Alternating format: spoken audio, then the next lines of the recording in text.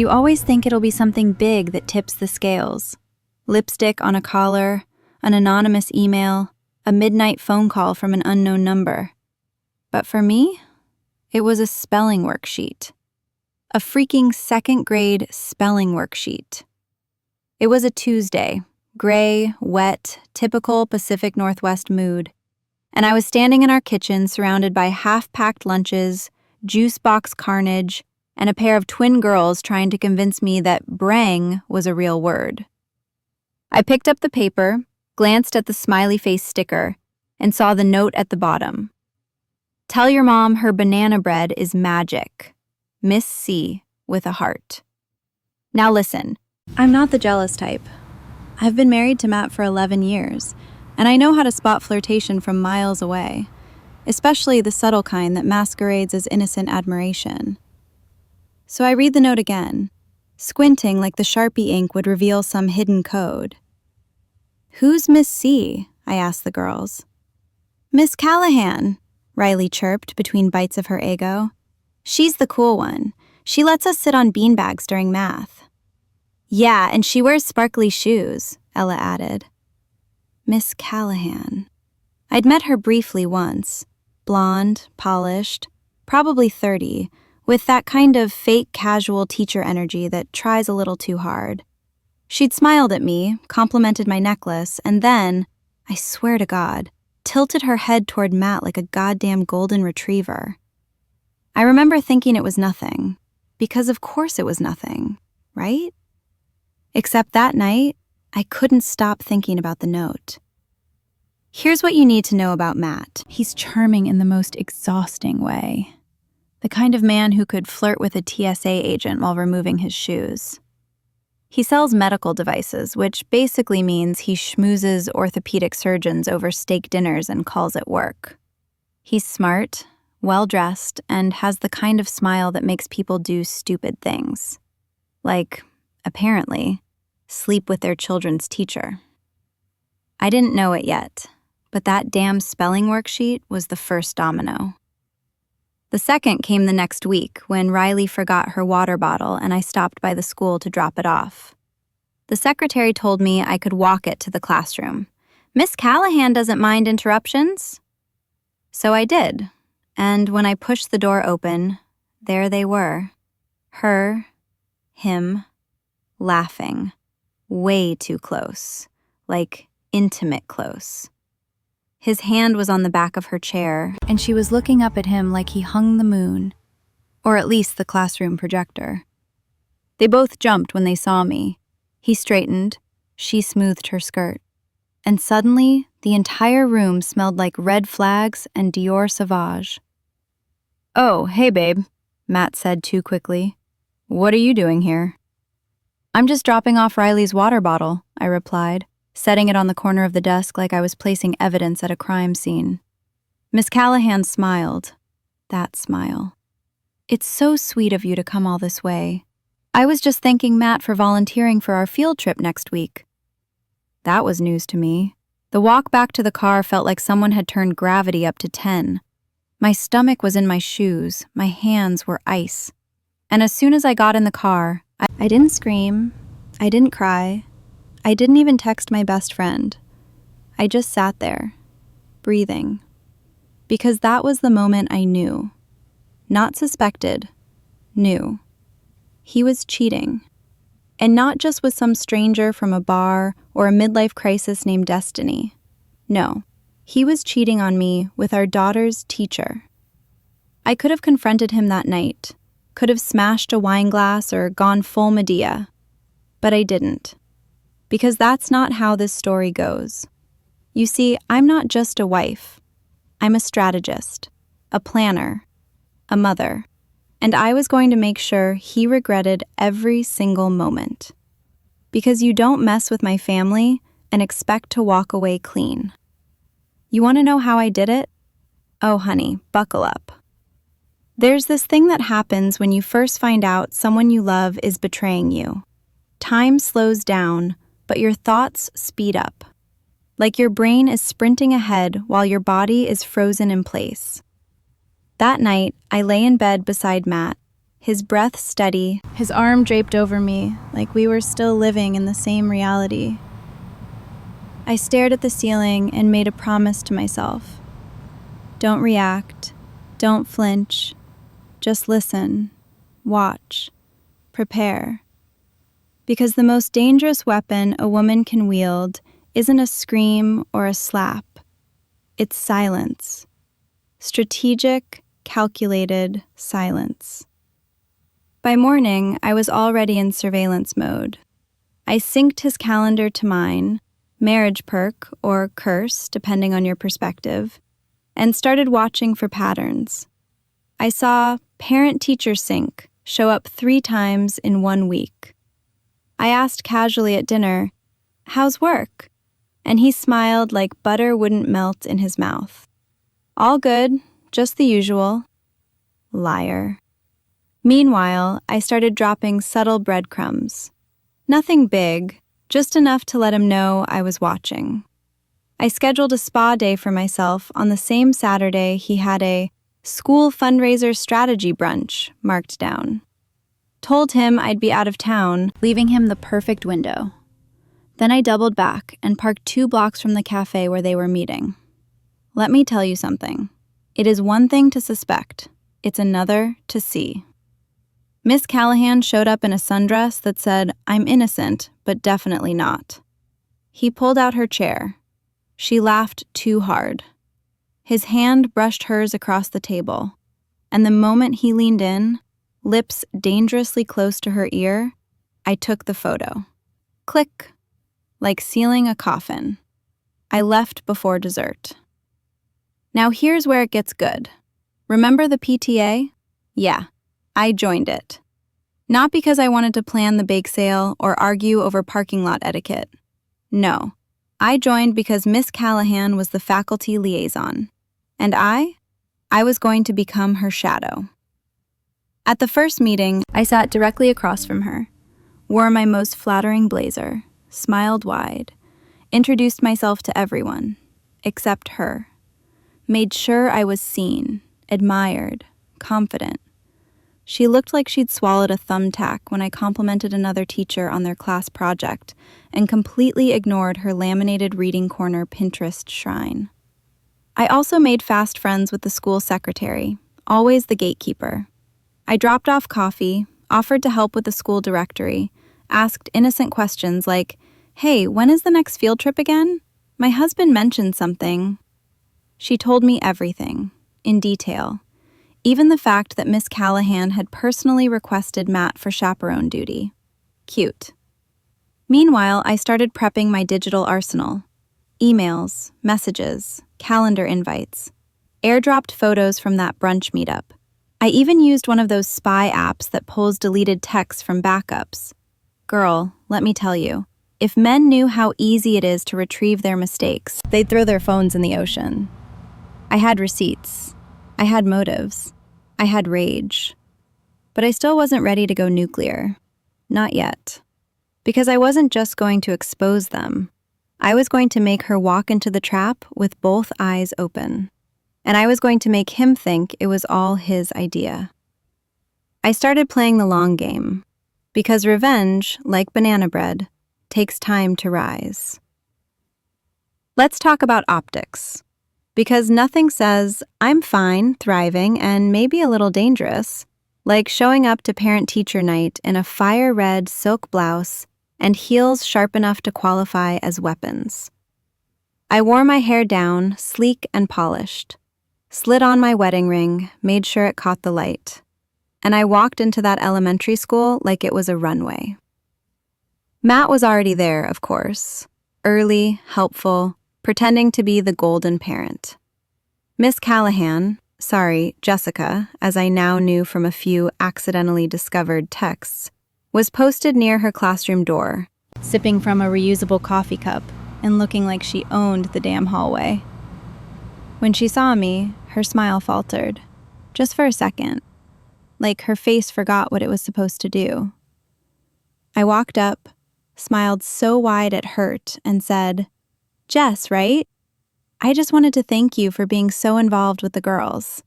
Matt can't stop talking about how much he loves volunteering in your class.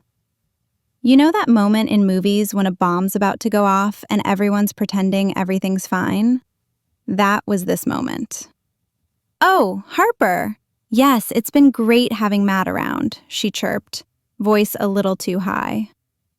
I leaned in, real close. "I'll bet." Then I walked past her like she was a coat rack. We sat together, me and Matt, at the table labeled Lewis, Riley, and Ella. Picture perfect. Parents, partners. Except I crossed my legs and rested my hand on his thigh with just enough pressure to make him look up. "You okay?" he asked. "Peachy," I said, with a smile so sweet it could have given him diabetes.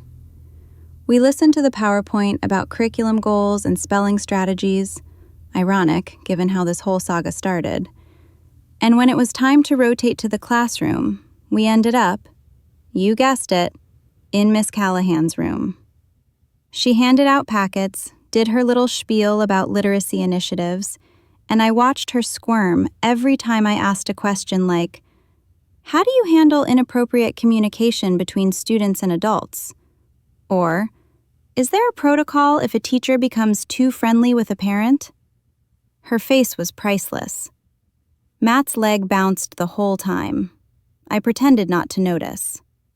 Then, cherry on top, I waited until the end of the night, when most of the parents had trickled out, and asked if I could get a photo with Matt and the amazing Miss C for our family scrapbook. She had no choice.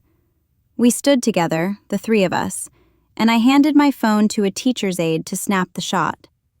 I stood between them, arm looped through Matt's, and smiled while Miss Callahan looked like she was trying to hold in a scream. That photo went on our fridge the next morning, because I wanted her to see it the next time she came over. Oh yeah, she was still coming over. Because as far as they knew, I didn't know. But what they didn't know was that the school gala was coming up. A formal, adults-only affair. Matt had already RSVP'd for us both. And my revenge? Well, she was going to be wearing a floor-length black dress and a wiretap. The week leading up to the school gala, I was the picture of a devoted wife. I steamed Matt's shirt, booked his haircut, and even offered to coordinate our outfits. "Wouldn't want to clash on camera," I said sweetly. Because of course, there'd be photos. Oh, there'd be so many photos. But what he didn't know was that I'd already bought my own dress. Not the navy one he liked, the one he said made me look professional. No, this one was crimson, strapless, dangerous. It hugged my body like a whispered threat and told the room, "I'm not here to play nice." I also ordered a tiny mic, one of those discreet, button-sized recorders that hooks to a bra strap. Took less than 30 seconds to install and could record for hours. Because if I was going to confront them, I needed proof. And I wanted to remember the sound of their excuses forever. The gala was held at some swanky downtown hotel. Soft lighting, overpriced wine, the scent of guilt disguised as lavender candles. Matt and I walked in like the power couple everyone thought we were. People greeted us, teachers waved, and then there she was, Jessica, wearing a plunging black gown and a fake smile. She froze when she saw me, then looked at Matt as if trying to read whether he'd warned me. He hadn't, of course not. "Jess," I said, smiling wide. "You look brave." She blinked. "Sorry?" "Bold. That dress. Very parent-appropriate." I let that hang in the air and turned to Matt. "Babe, will you grab us some wine?" He hesitated, then nodded and walked off, like a good little husband. Now it was just me and her. "Listen," she said under her breath.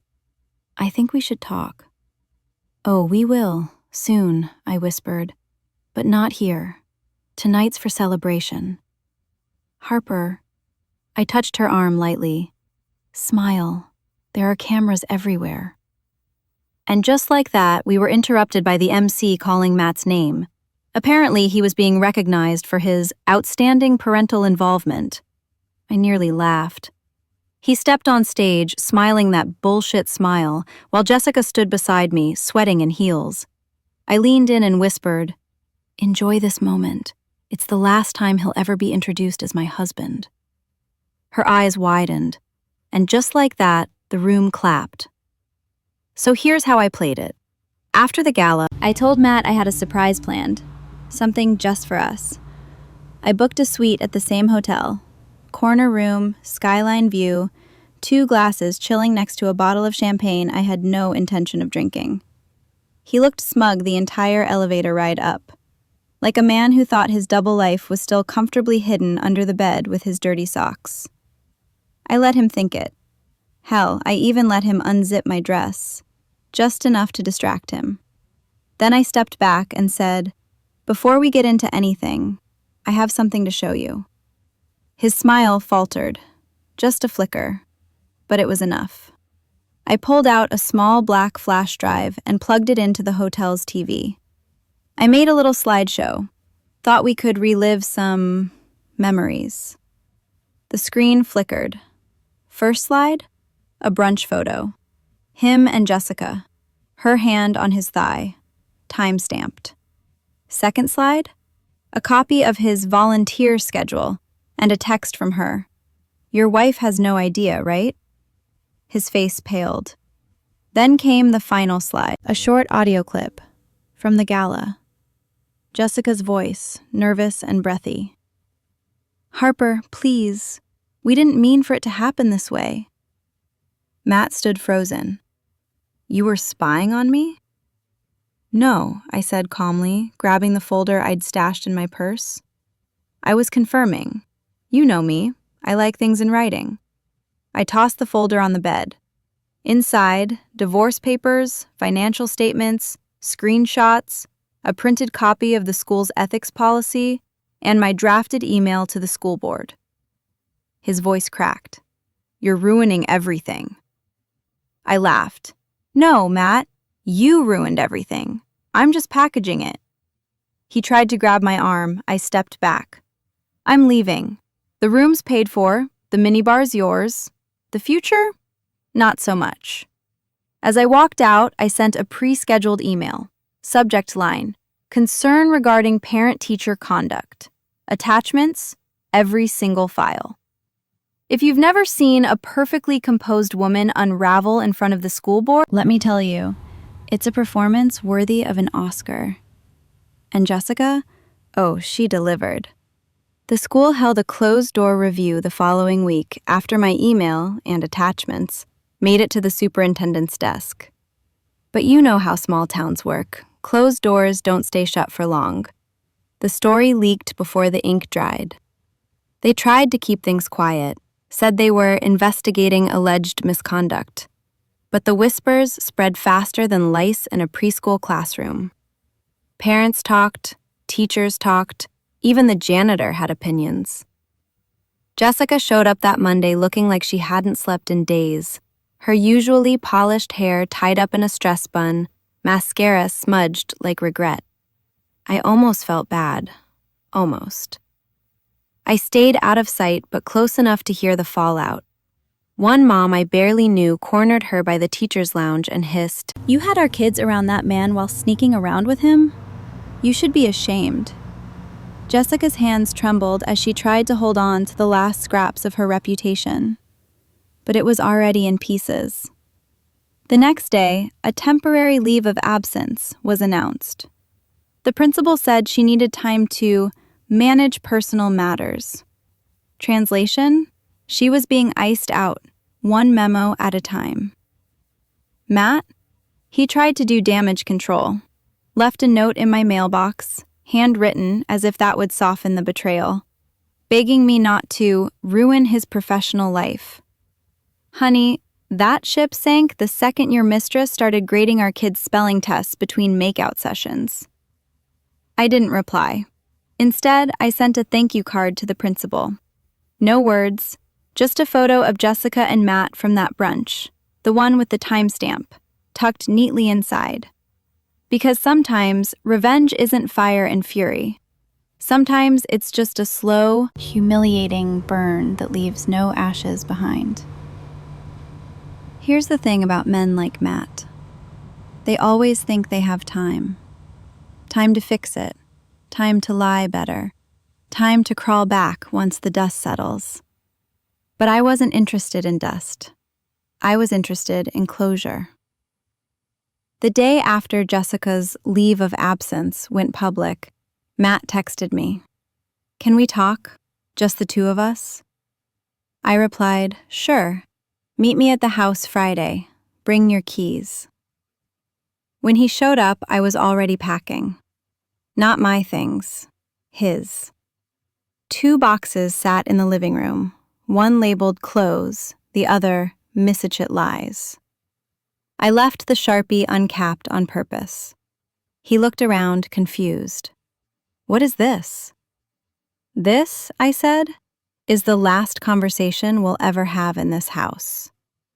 He opened his mouth, but I cut him off. "Don't bother explaining. I know everything. I've known. And now, it's done." I handed him an envelope, neatly sealed.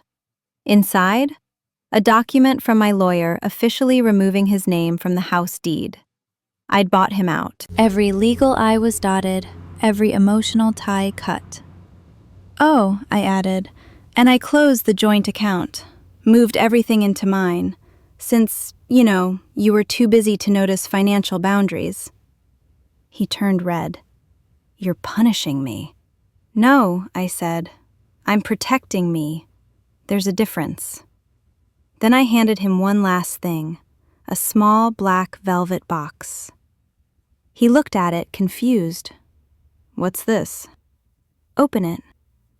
Inside was his wedding ring. I'd found it on the nightstand weeks ago, must have taken it off during one of his little rendezvous and forgot to put it back on. Rookie mistake. "I had it cleaned," I said. "Figured you'd want it to sparkle for your next performance." He didn't say a word, just stood there staring at the box like it had detonated. I walked to the door, opened it wide, and smiled. "Goodbye, Matt." And he left.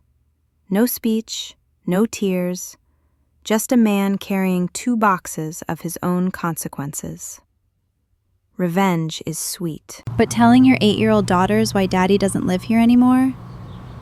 That's where it stops being a game. I waited a week after Matt moved out, let things settle, let the air clear. Then I picked a quiet Sunday morning, pancakes on the stove, sunlight pouring through the kitchen window, the kind of day that should be simple. The girls were at the table coloring. Riley was drawing a unicorn with glasses. Ella had made a castle. I sat down between them and said, "Hey, can we talk for a minute?" They both looked up, wide-eyed, little sponges ready to absorb everything. "You know how Daddy hasn't been sleeping here?" They nodded. Riley's voice was soft. "Is he mad at us?" My heart cracked. "No, baby, he loves you, both of you, so much. But sometimes grown-ups make choices that hurt each other." Ella frowned. "Did you fight?" I took a breath. Not a loud fight, but he broke a promise, a really big one, to me and to this family. They looked at each other, then back at me. What kind of promise? Now, I had choices. I could lie, I could soften it, I could protect them. But that's what Matt had counted on, me cleaning up his mess. So I told them the truth. Daddy was spending time with someone he wasn't supposed to. Someone who knew he was married, and he kept it a secret from me, from us. Riley's eyes filled with tears. Ella reached for her hand. I didn't cry. I stayed strong, not because I wasn't breaking inside, but because I needed them to see that we could survive this. "Are we still a family?" Riley asked. "Absolutely," I said. "A family isn't about who lives where. It's about who shows up, and I will always show up for you." We sat there for a long time, 3 girls and a plate of now cold pancakes, holding each other in the aftermath of a truth no child should have to understand. But they did. And that night, when I tucked them in, Ella whispered, "Mommy, I think you're really brave." No revenge in the world beats that. It was a Wednesday afternoon, the kind of gray, rainy Seattle day where you don't expect anything dramatic to happen. I was still in leggings, hair in a knot, sorting laundry when the doorbell rang. I wasn't expecting anyone. I opened the door, and there she was, Jessica. No makeup, hair flat, dressed in an oversized hoodie that screamed, "I've been crying for days." She clutched a manila envelope to her chest like it was life support. I didn't say a word, just stepped aside. She entered like a ghost, barely looking around. We sat at the kitchen table. I waited. "I'm not here to apologize," she said, voice hoarse. "Not because I'm not sorry, but because I know it doesn't change anything." I raised an eyebrow. "Then why are you here?" She placed the envelope on the table and pushed it toward me. "I thought you should see the rest of it. The things Matt said about you, about your girls, about your marriage." I stared at it for a moment before opening it. Inside, printed screenshots, messages from him to her. Some recent, some old. And they weren't just love notes, they were vicious. Him mocking me, complaining about the kids, saying things like, "She's more mother than wife these days," and "I feel like I'm drowning in suburban boredom." Jessica watched me read them. She didn't flinch. I thought I was special, that he was trapped in a bad marriage, but I was just the next shiny distraction. I slid the papers back into the envelope and exhaled. "You know," I said, "if this was meant to make me feel better, it didn't. But I appreciate the honesty." She nodded slowly. "I'm leaving town, starting over. But before I go, I just wanted you to know I wasn't proud of what I did, and that he's not done. He's already messaging someone else." That part didn't surprise me. What surprised me was the hollow look in her eyes. "He used both of us," she said quietly. I didn't forgive her. I didn't hug her. But I did say, "You're right." She left without another word, just the sound of rain and a door softly clicking shut. I tucked the envelope into a drawer, not because I needed it, but because it reminded me that I'd never again let someone like Matt shape how I see myself. 3 months later, I threw a party. Not a look at me now bash. Not even a divorce celebration, though my best friend tried to brand it that way. No, this was a backyard dinner under string lights, wine flowing, soft music playing. The kind of gathering that reminded you who still stands beside you when the storm passes. The girls ran around barefoot, chasing each other with glow sticks. My sister grilled salmon. My mom brought that weird Jell-O salad no one eats but everyone respects. And me? I stood in the middle of it all, wearing a white linen dress, and peace like it was perfume. Matt didn't exist in this space anymore. Not his lies, not his voice, not his shadow. His stuff was long gone, his last text ignored, his silence a blessing. I'd finalized the divorce with no courtroom drama, thanks to airtight receipts and a lawyer who smiled like a shark. I kept the house, full custody, and every ounce of my dignity. And more than that, I kept myself. Near the end of the night, my best friend clinked a spoon against her glass. "Harper, say something," she called out. Everyone turned. I held up my wine and smiled. "To survival," I said. "To knowing your worth. To choosing peace over chaos, clarity over lies, and red flags over red velvet." Laughter. But seriously, to the people who stayed, to the ones who told the truth, and to those who taught me, even through betrayal, how to never lose myself again. Glasses clinked, eyes sparkled, and somewhere inside me, the last piece of grief exhaled. Later, after everyone left and the girls were asleep, I sat on the porch with a blanket around my shoulders and a cup of tea. The night was quiet. No secrets, no guilt, just air. I wasn't just a woman who survived her husband's affair. I was a woman who turned pain into power. And I'd do it again, but smarter. And in heels.